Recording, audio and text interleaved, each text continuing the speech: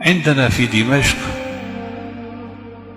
تربة وهي المقبرة، وكلنا نعرف التربة والمقبرة، الدحداح مشهورة، وفيها نعم أولياء، وفيها علماء، وفيها مجاهدون، وفيها شهداء.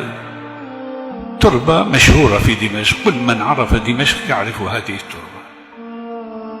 كان فيها رجل يعمل حفار، يعني بينزل أموات عن القبر. جاءت في يوم من الأيام امرأة وطلبت من الحفار أن يحفر لها قبرا.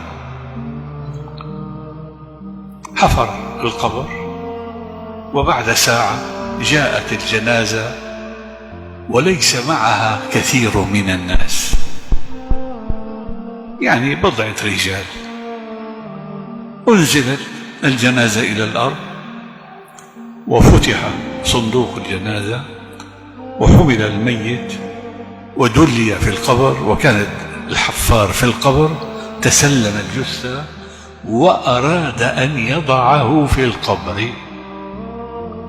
في هذه الأثناء ينفتح القبر ويصبح روضة من رياض الجنة. أنا أقول هذه حادثة واقعية وليست خيالا ولا من قصص ألف ليلة وليلة، وإنما قصة واقعية. أغمي على الرجل لما رأى، ورأى اثنان جاء على أصيلة فرس وأخذ الميت وذهبا به. أغمي على الحفار، فاللي حول القبر ما رأوا ما رأى، هو الذي رأى فقط هو الذي رأى. رشوا عليه ماء وسحبوا وطالعوا من القبر. كانت المرأة مضت. ما لك؟ قال له والله رأيت عجبا، رأيت كذا كذا كذا. سبحان الله، قالوا لعله هذا واهم، لعله كذا، وتركوا. مضت شهور، جاءت المرأة مرة ثانية بعد شهور وطلبت من الحفار أن يحفر قبر. حفر القبر، جاء الميت حمله ووضعه في القبر، ففتح له روضة من رياض الجنة.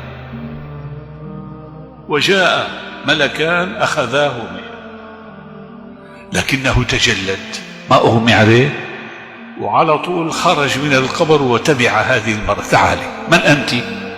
ومن أي مكان جئت؟ قل له يا رجل سيبني بمصيبتي. شو مصيبتي؟ قال هذا ولدي أصبت به، وكان قبله عندي ولد آخر أصبت به من أشهر. قال أنت صاحبة الرجل الأول؟ قالت نعم. ما لك؟ لماذا تسأل؟ قال والله رأيت عجبا، الأول لما وضعته فتح روضة من رياض الجنة، والثاني كذلك. ماذا كان يعمل هذا وذاك حتى عاملهم الله بهذا الأمر وكان لهم هذه الكرامة العظيمة؟ قالت له أما الأول فكان طالب علم، وكان الثاني يعمل نجارا ويقدم لأخيه نفقات طلب العلم، فكافأهم الله طالب العلم ومن أنفق عليه بهذه المعاملة الطيبة.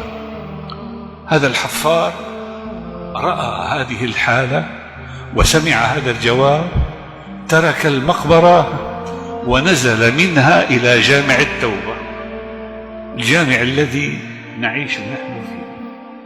وكان الوالد وأبو الوالد وجده وأبو جده كلهم يعملون في هذا المسجد. كان جدنا هناك واسمه الشيخ سعيد البرهاني، جد الشيخ سعيد البرهاني والدي. جاء إليه قال له أريد أن أطلب العلم. قال له خير، أنت عمرك الآن 45-50 سنة، نسيت حياتك كلها ما قرأت العلم، الآن بدك تتعلم العلم، لماذا؟ قال لأنه صار معي كذا كذا كذا.